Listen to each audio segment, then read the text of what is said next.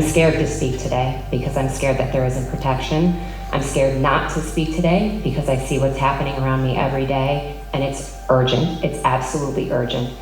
Belle Zakary is a clinical psychologist who's worked at the United States Department of Veterans Affairs for over a decade.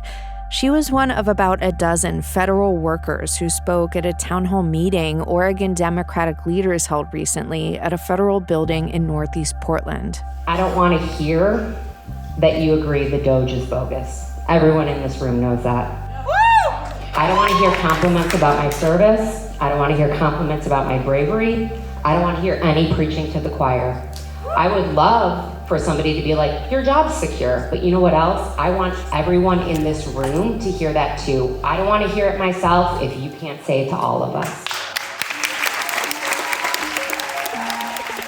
From the Gerboil studio, I'm Jen Chavez, and this is The Evergreen, a podcast from OPB about the place you call home.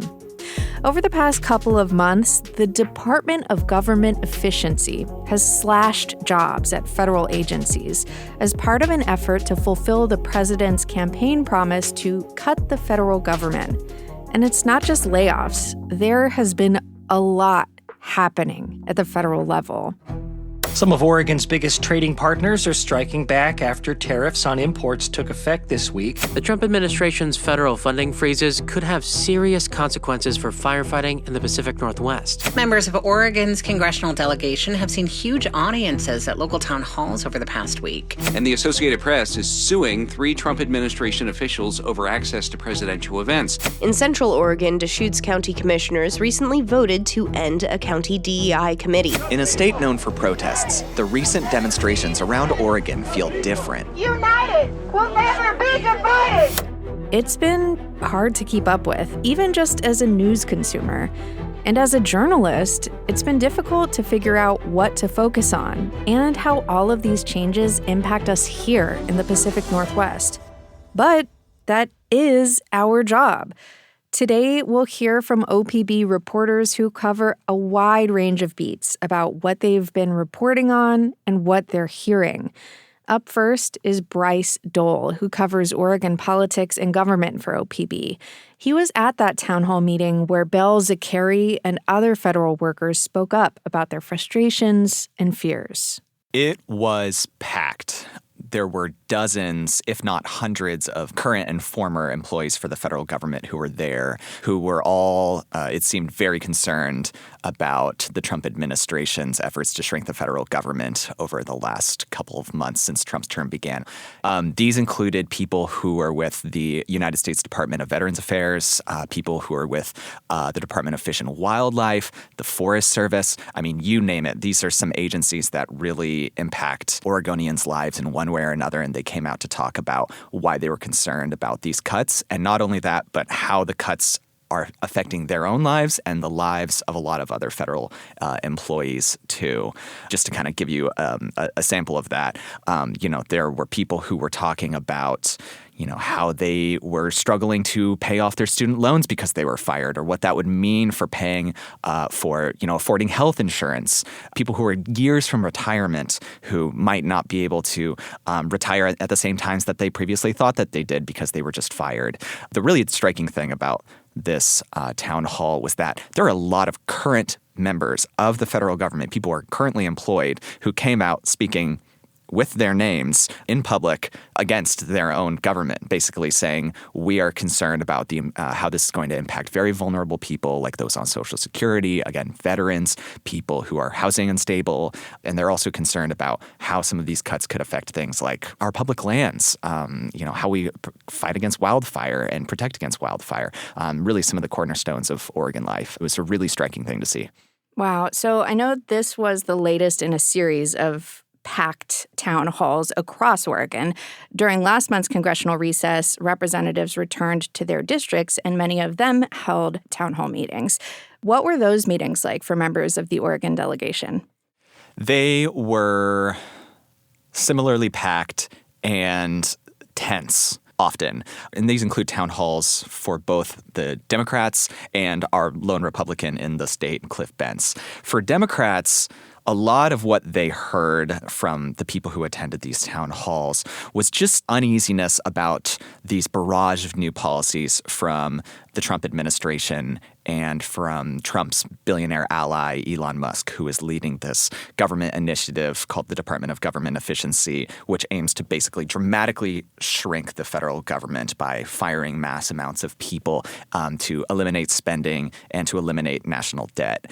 I think there was a lot of people who attended these town halls who were frustrated that the Democratic Party nationwide just seems very disunified right now, right? People were calling on these members of Congress to do more, accusing them of being caught flat-footed, saying that the Trump administration is actually doing exactly what Trump said that he would do, pushing forward these policies that could have a very quick impact on people's lives. And people just seemed like very dissatisfied. And like you said, Cliff Bentz is the lone Republican representing Oregon in Congress right now. How were things different for him in terms of the feedback he got from constituents? A lot of these town halls that he held were in some of the rural parts of the state, right? These are heavily Republican areas like LeGrand and Baker City, areas in eastern and in southern Oregon. And they were packed with people who were shouting at him. I think at one point he actually threatened to leave a town hall because people were shouting at him so much. And it really kind of was this moment where Cliff Bentz had to stand in front of people who were concerned about their own neighbors that were being fired and had to tell them, look, shrinking the federal government is difficult.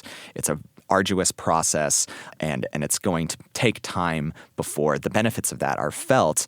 But he had to stand by the Trump administration's, efforts, basically saying like, this is necessary. We need to shrink spending. We need to cut spending. So it's seeming to be a difficult political task for both parties attending these town halls and trying to show their constituents that they're doing the jobs that they're supposed to be doing. Well, Bryce, thank you for your hard work and thank you for checking in with us how things have been on your beat lately. Yeah, thanks. I'm April Ehrlich. I'm a reporter covering lands and environmental policies here at Oregon Public Broadcasting. So the federal government fired thousands of people. Then a judge ordered they be hired back. What does that mean for the Forest Service specifically? Yeah, so it means thousands of workers who were told that they were fired should now have their jobs back, even those who work for the Forest Service, which is managed by the U.S. Department of Agriculture. These positions include a wide range of roles, like people who worked at visitor stations, park rangers that patrolled campsites, and biologists that assessed ecosystems ahead of issuing logging and grazing permits. So this was all a big deal for Oregon because over half of the state's land base is owned and managed by the federal government. If we don't have people there to manage camping reservations, check abandoned campfires, monitor the impacts of wildfires, then things could get hairy in our far-reaching public lands. So while the judge's ruling did reverse some of those firings, some employees I've spoken to said they just don't feel safe going back. There are theories that they'll just be fired again. And some managers are having trouble with onboarding, particularly seasonal staff, including firefighters. Every district seems to be different, and that could just be from managers not knowing what exactly they're supposed to do amid all of this chaotic back and forth between firings, rehirings, and freezes. And I want to talk a minute specifically about wildfires. I understand some of the people you've spoken with have said they are particularly concerned about staffing for the next wildfire season. What are you hearing? So those workers I mentioned earlier, like the park rangers, biologists, and foresters, most are also certified firefighters for the Forest Service that the agency can tap when they're low on staffing, which is often, especially as wildfires get more extreme and require more hands on deck. So like 2 people I spoke to said they spend more than half of the year working on fire lines in Oregon and sometimes other states, since the agency tends to shift people around depending on which districts need more help. If we do see more reductions in staff later down the line at the Forest Service, then chances are we are going to have fewer people available to fight fires on federal lands. And we also won't have as many people around to manage all the other components of firefighting support, like getting cooks for fire camps and hiring contractors for specialized help. This could also impact Oregon at the state level. So firefighting agencies tend to have what's called mutual aid agreements, meaning they help each other out and share resources. So federal firefighters also help Oregon state firefighters and vice versa. I've asked staff with the Oregon Department of Forestry if they might have to fight more fires on federal lands because of insufficient staffing on their end, but ODF says it's still too soon to tell if that's going to be needed. Meanwhile, President Trump issued some executive orders specifically related to timber production. What effects could that have on Oregon? Yeah, so Trump issued a couple of orders that basically call on federal land agencies to prioritize timber production. So fast-track timber sales as best as they can and circumvent endangered species protections when possible. It's important to remember that executive orders like this are basically just guidelines. They don't really have teeth. That said, federal leaders are likely going to take this message seriously. Many of them were chosen by President Donald Trump because they valued resource extraction like cutting trees and mining. So in Oregon, environmental groups are keeping a close eye specifically on the Northwest Forest Plan Amendment. Remember, this is the set of logging rules that came out of the timber wars of the 80s and 90s. It applies to most West Side national forests in Northern California, Oregon, and Washington, something like 25 million acres. So the Northwest Forest Plan is getting an update after about 30 years, and that update is still in the works with a public comment period ending this month. Some fear that years-long effort will soon disappear, or that the entire plan itself will go away. A lot of folks in the timber industry blame the plan for decreasing timber production, so there is a good chance that it could disappear or be significantly weakened under this administration. And April, what changes have you had to make to the way that you are even doing your job since the new administration came in January? Yeah, I would say I've long considered myself to mostly be a local reporter focused on local policies and state policies. And I would say the Trump administration has changed that to make me more of a federal reporter, which is just something I'm not used to. And it's definitely a new world for me. But it's also extremely exhausting because things are changing rapidly. And it's difficult to learn about something new like federal firefighting and how that works, and then also report on it within a day, and then have it change the day after that, and then have it change again the day after that. So yeah, I've been a little exhausted, and I would say recently I'm kind of taking more of a backseat approach to just kind of waiting and seeing how things play out before reacting to them. Another federal agency that is super important to the Pacific Northwest is the National Oceanic and Atmospheric Administration, or NOAA. OPB's Southwest Washington Bureau Chief Eric Newman has been looking into how cuts to that agency could play out here. Yeah, so NOAA does a bunch of different things in the Northwest, things that the average person probably knows about, like the weather forecasts from the National Weather Service, which is a branch of NOAA. They do seasonal outlooks for farmers.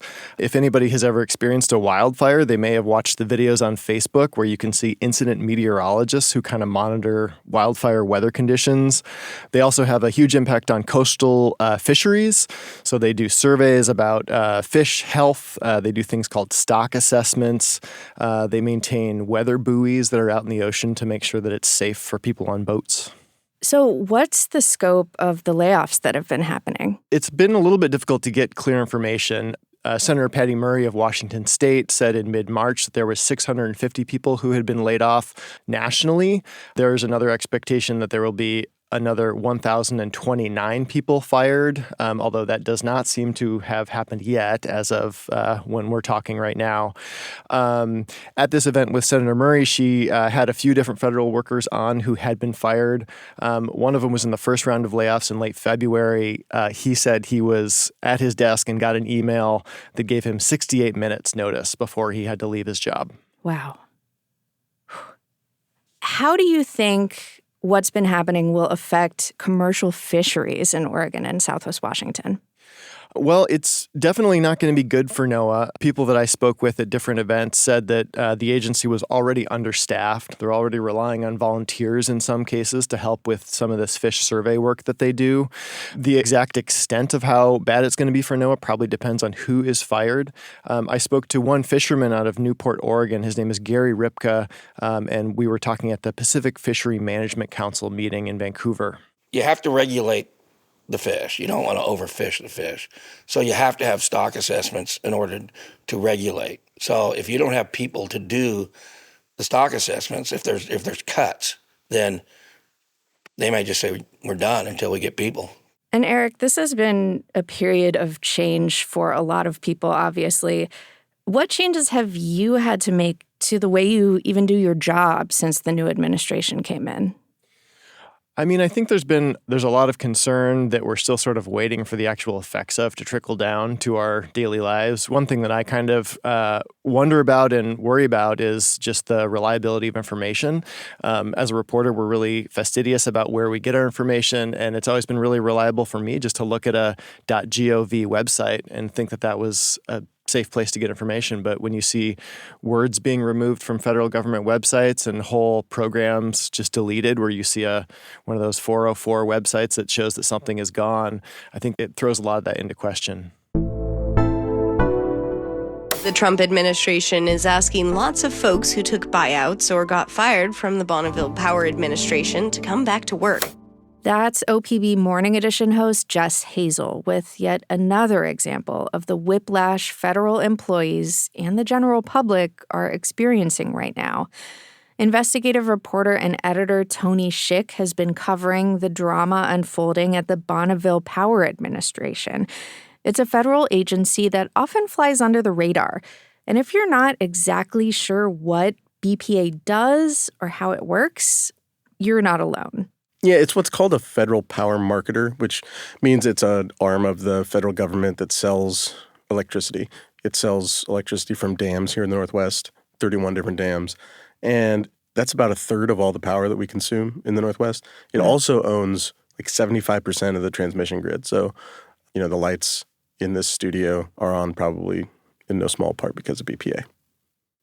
Last month, you reported that the BPA could lose nearly 20% of its workforce because of President Donald Trump's efforts to shrink the federal government.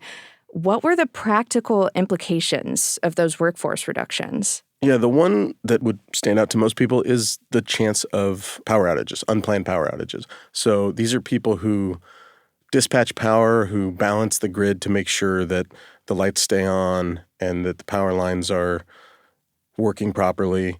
And if you have fewer people, you're going to have shortages in, people available to do that job.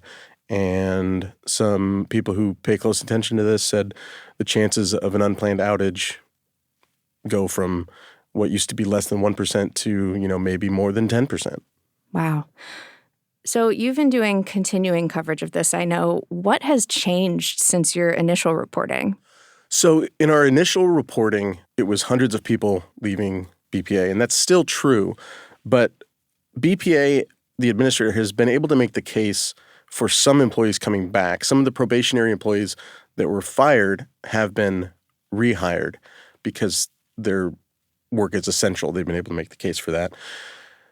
They've also been able to make the case that BPA should be exempt from some of these reductions because it's self-funded, because it's paid for by ratepayers in the Northwest. It's not tax funded.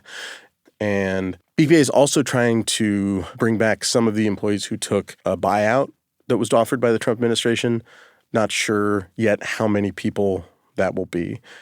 But this all changes really fast. So that's what I know right now. Well, Tony, thank you so much for coming in and doing this check-in with us. Yeah, absolutely. Coming up after a break, we'll hear about how potential Medicaid cuts could affect Oregonians. And because we all get tired of doom and gloom, we'll hear what's been making our reporters happy lately.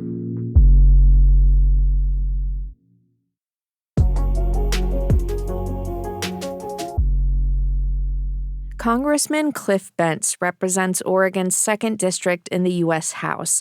His district spans most of the state east of the Cascades, and he's the only Republican in Oregon's congressional delegation. Last month, he voted in favor of the House budget resolution that would cut hundreds of billions of dollars in Medicaid funds over the next decade. Bentz recently told OPB why he thinks these cuts are necessary. What I've been trying to do is say, let's look at this program because as we are currently proceeding down this path, it's not sustainable. The specifics of how exactly the cuts could affect the millions of people who use Medicaid are still unclear. OPB reporter Amelia Templeton covers health and healthcare, and she's doing her best to keep up with what we do know about Medicaid cuts. The best known piece of Medicaid in Oregon is the Oregon Health Plan. It provides health insurance and health care free of out-of-pocket costs for about a third of Oregonians and more than half of the kids in the state. It's also a program that, for very low-income seniors, can help them cover some of the out-of-pocket costs for Medicare, and in some cases also provides in-home support or adult foster care, nursing-level care for people with those needs, both older adults and also children and adults with disabilities. So a lot of different programs generally related to health and in-home supports. So what do you know about what cuts could look like for Oregon?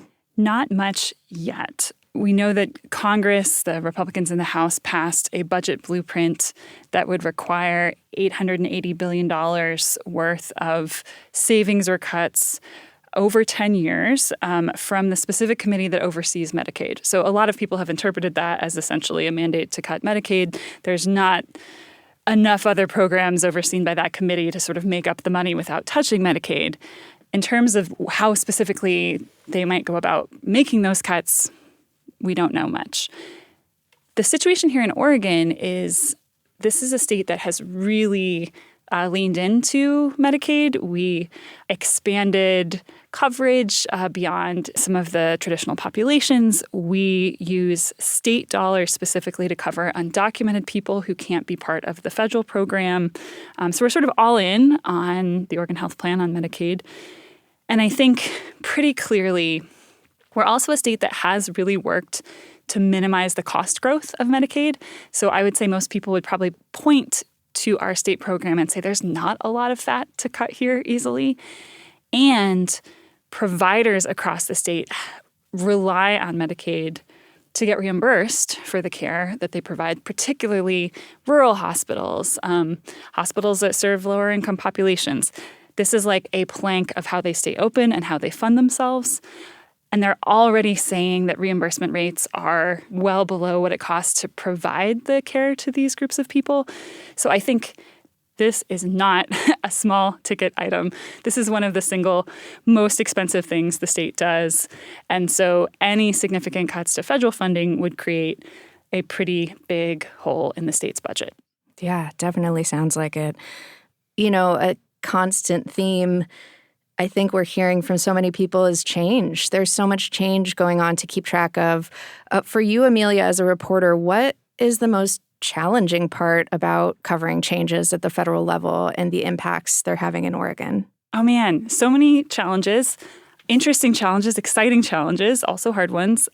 One is trying not to get into a reactive mode, trying to stay open-minded, trying to think about how these changes play out across people in our state who support them, people in our state who are afraid of them, and trying to keep all those perspectives in mind.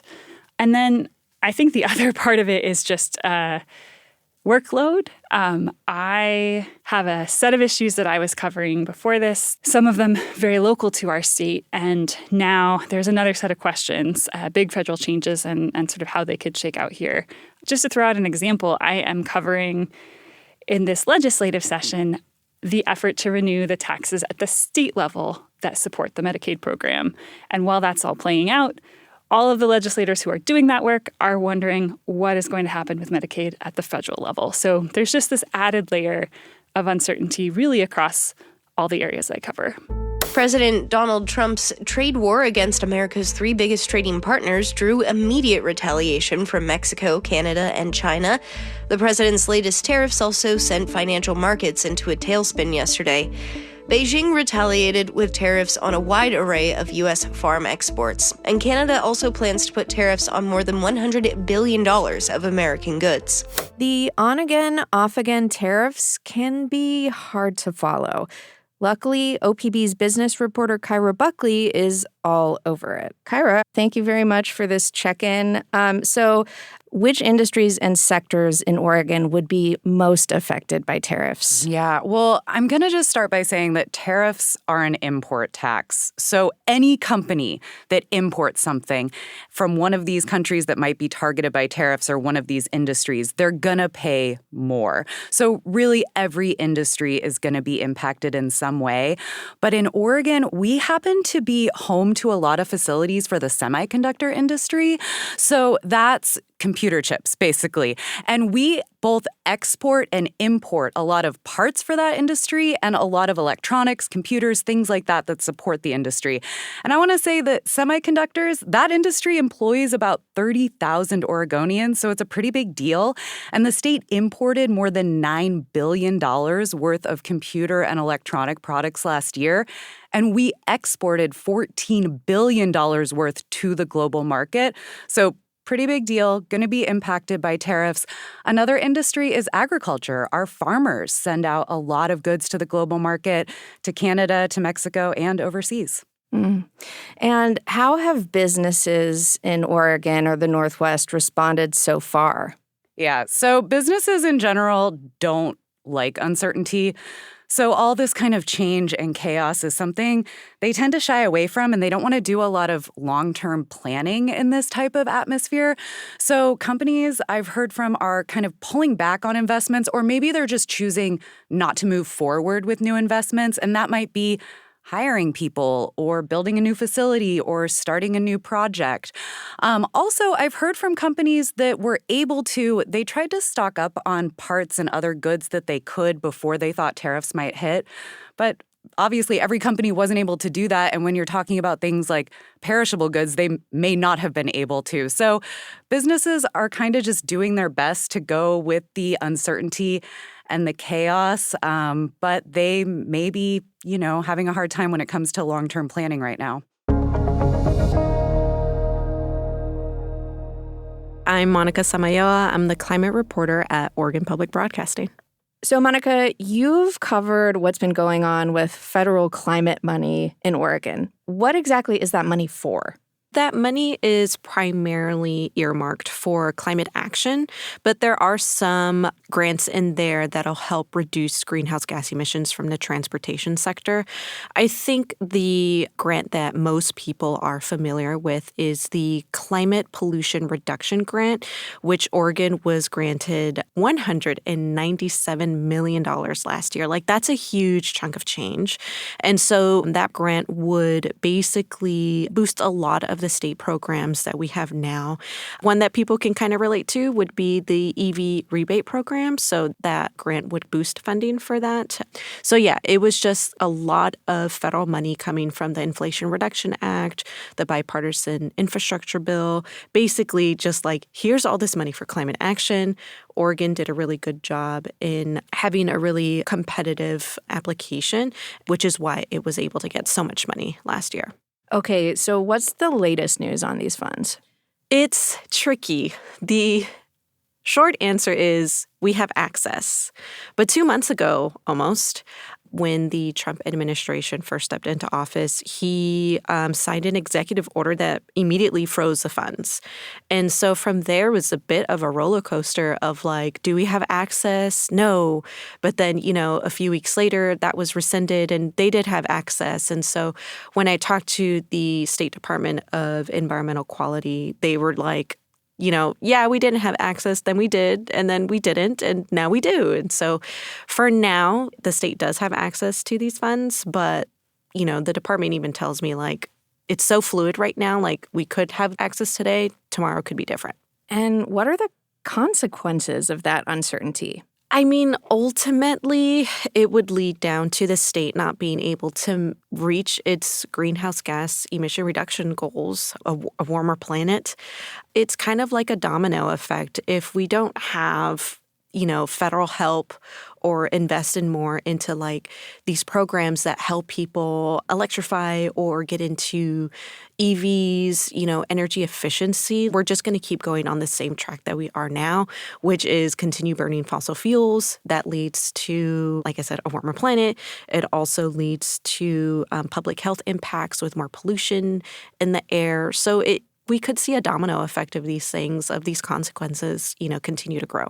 Speaking of uncertainty, Oregon was supposed to get federal money to install more electric vehicle chargers around the state. Is that still on track? Kinda. It's been a thing going on for more than 2 years now. But last I spoke with the Oregon Department of Transportation, they told me that the state had already allocated $26 million to go toward public DC fast chargers on Highway 97, Interstate 5 south of Eugene, and Interstate 205. So that, from what ODOT told me, is moving forward.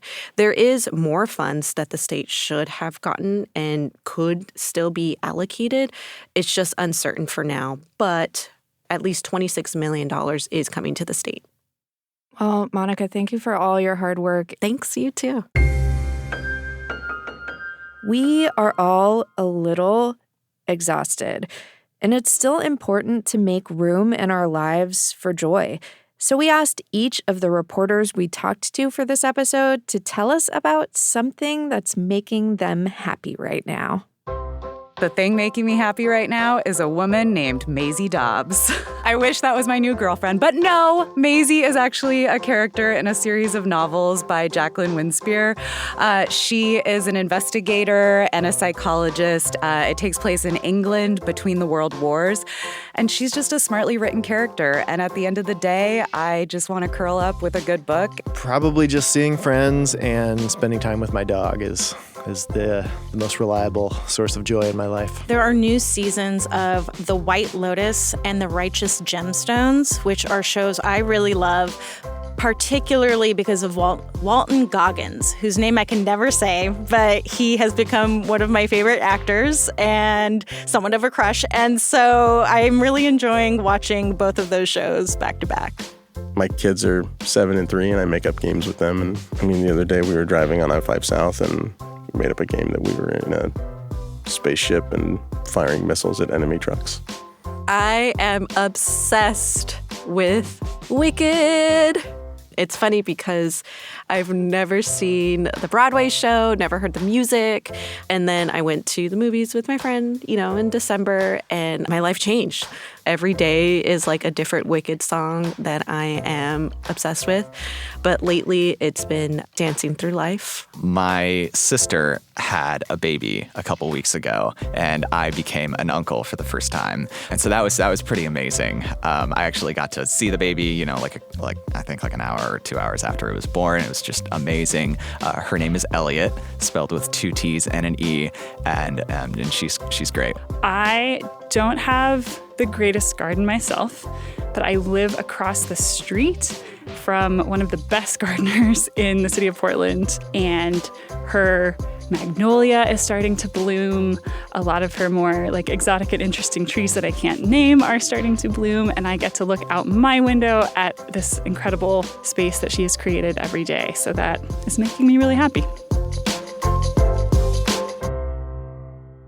You can read full coverage of everything we've been talking about and plenty more from OPB's hardworking journalists at opb.org.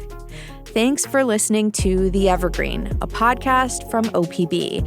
And an extra big thank you for telling your friends about us. Our show has now been downloaded more than 1 million times, y'all. Tune in next week for an episode all about 3 Pacific Northwest artists whose creativity is inseparable from food. Julie Sabatier produced this episode, and our technical director is Stephen Cray. I engineered the episode. The OPB podcast team also includes Mia Estrada and Sage Van Wing. Mia recorded the audio from the event with federal workers, and Dave Miller did the interview with Congressman Cliff Bentz. You also heard the voices of OPB journalists Jess Hazel, Crystal Ligori, Jeff Norcross, Casey McGriff, and Donald Orr. The music in this episode is from Audio Network. And hey, if you have a question for us, please reach out. Email us at theevergreen@opb.org. I'm Jen Chavez. Catch you later.